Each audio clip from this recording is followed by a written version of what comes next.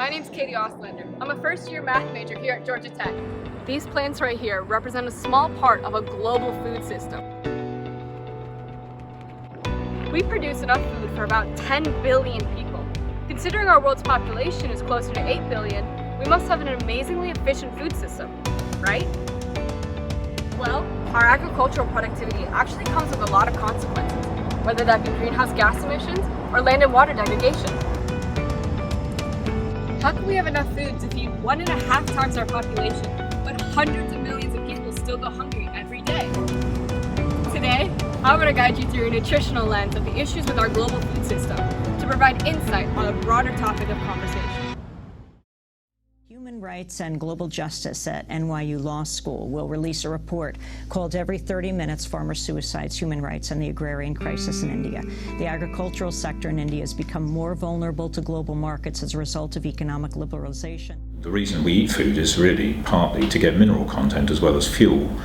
And because the mineral content has been diminishing, it therefore means that we're craving more and more food. The triple burden refers to the compounded impacts of our global food system on malnutrition, which takes three main forms of either calorically starved hunger, hidden hunger, where people are without proper nutrition, and those who are calorically overcompensated or overweight.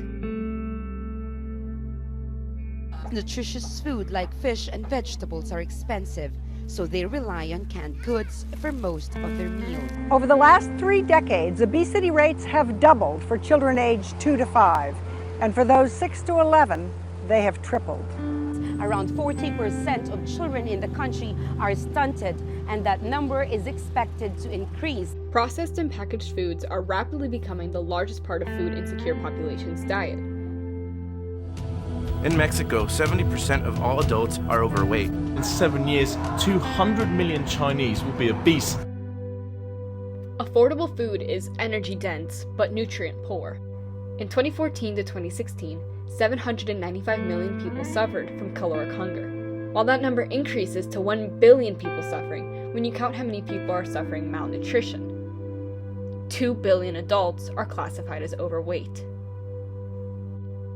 We need to re-examine the framework of what we approach as malnutrition, incorporating all nutritional elements to identify points for change. Not only does our nutrition matter, but the nutrition in our ecosystems does as well. Biodiversity is critical for sustainable food security. Around 6,000 plant species are grown for food, but only 9 of them account for 66% of total crop production. Because without diversity, there is no ecological stability. Diversity is the ground for adaptation, it's the ground for mutuality, it's the ground from which systems can deal with the vulnerability and resist resilience. So, what can we do? We need to move towards a multidisciplinary approach.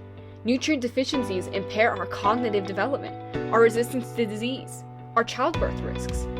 Food insecure people are disadvantaged as both producers and consumers. There are a number of issues with our food system outside of malnutrition, like labor, pay, food waste, carbon output, land distribution, and more. This world is all of ours to live, so let's make sure everyone can.